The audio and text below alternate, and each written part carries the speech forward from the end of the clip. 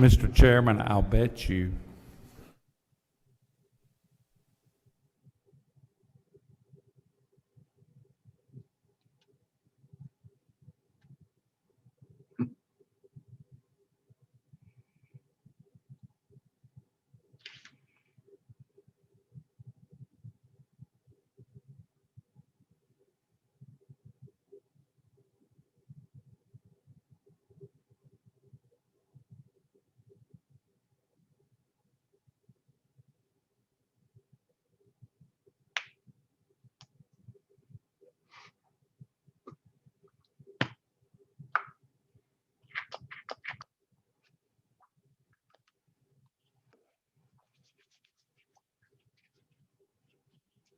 Is this your constituent we're considering this morning? Okay.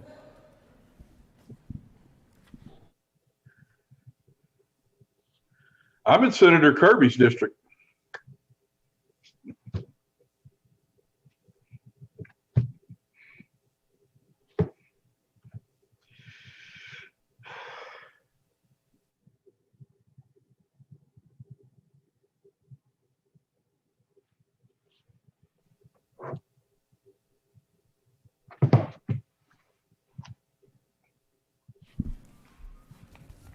We're waiting. We have 3 members. We have a quorum, but we give our 3 missing members a little bit more time to get here.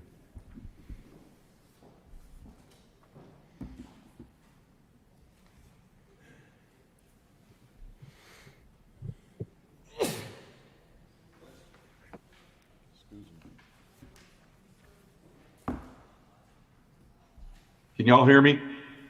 Yes. Can you hear us okay, Mr. Lee? I can hear you fine. Thank you, Mr. Great. Chairman.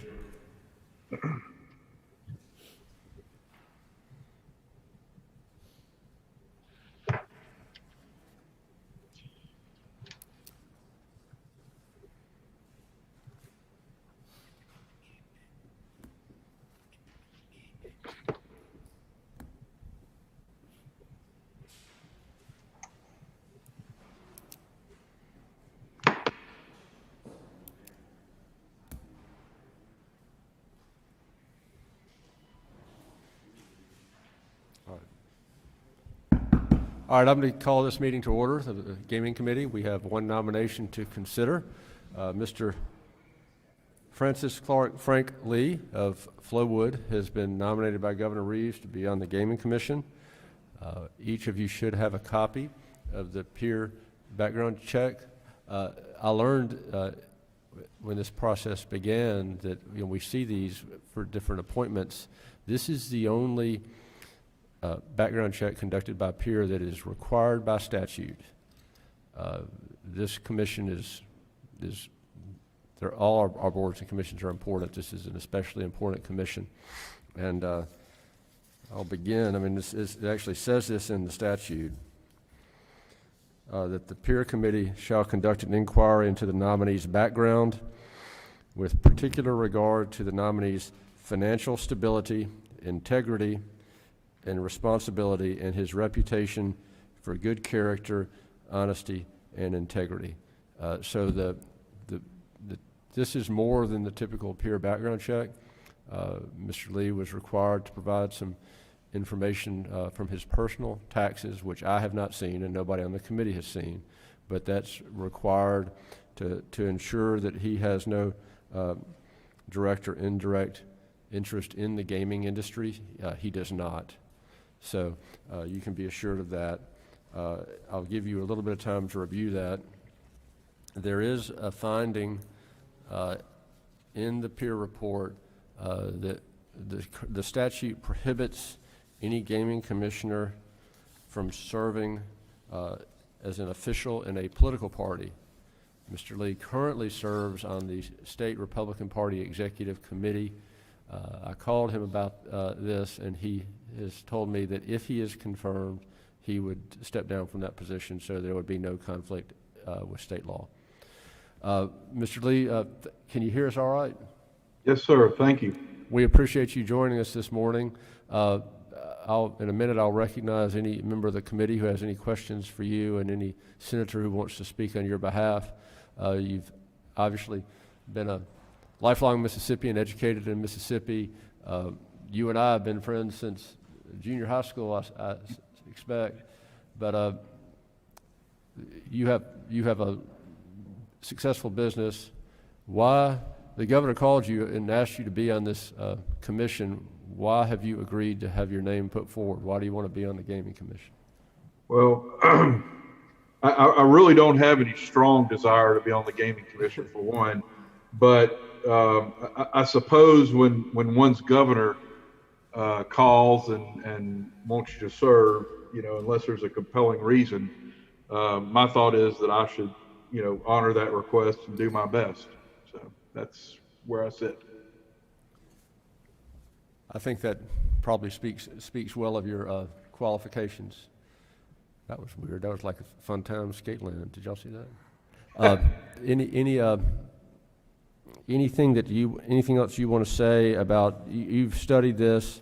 I'm sure you've studied the responsibilities of the commission, and I know you as somebody who's prepared for whatever the job is. Is there anything you want to say about what you see your role to be on the commission? Not really. I've studied the statutes. I've studied the regulations. To say that I am thoroughly acquainted with them would be an overstatement, but I have familiarized myself with them.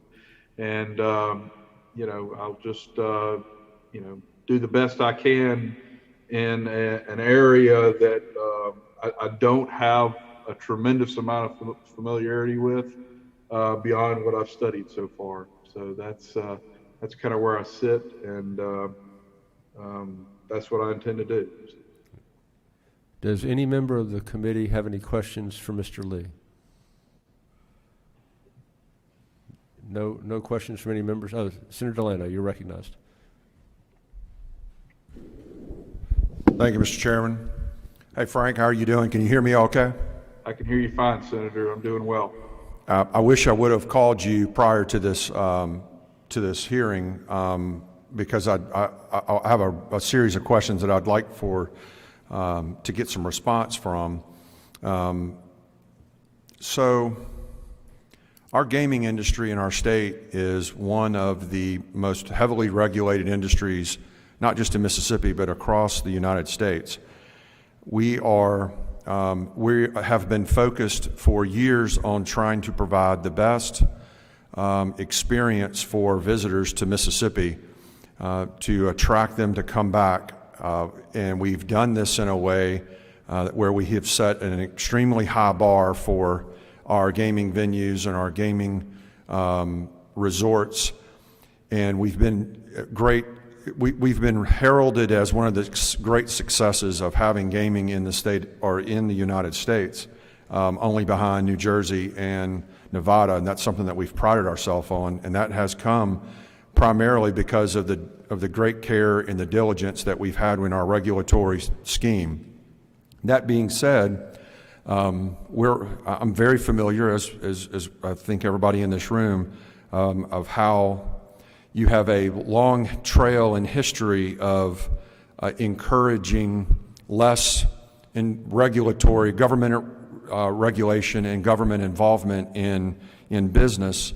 And I would just like to know, how do you reconcile the different viewpoints that are shown here between what is necessary for the gaming sector in the state of Mississippi to continue with its success, and your quest to eliminate as much regulation in government as possible?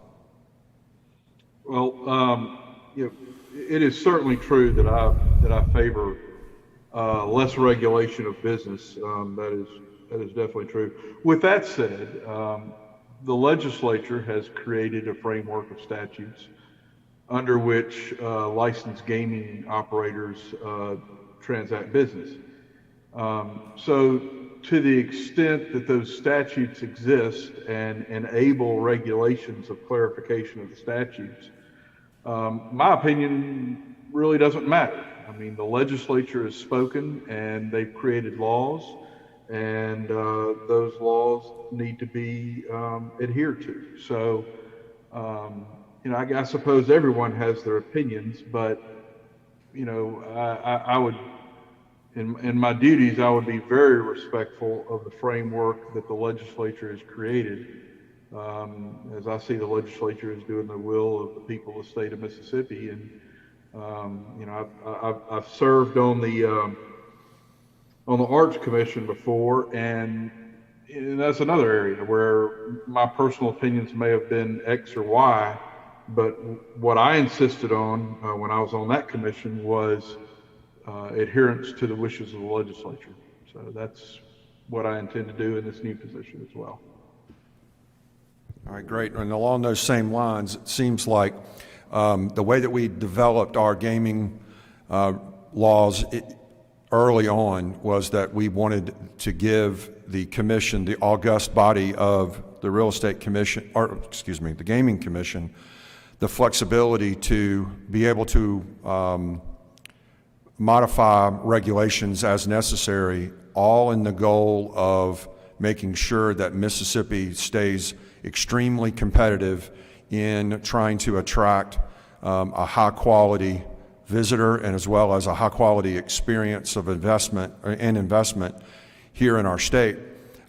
So while we do have some gaming code sections that are pretty general in nature, it is incumbent upon the Gaming Commission, and it has been viewed by the legislature for the most part, that the Gaming Commission has great authority to regulate that industry as necessary to achieve those goals. So as you move forward, I would just like for you to keep in consideration the careful and due diligence that we've had in trying to make sure that we ensure that we have the best quality experience here, and that may not necessarily mean that it's going to be the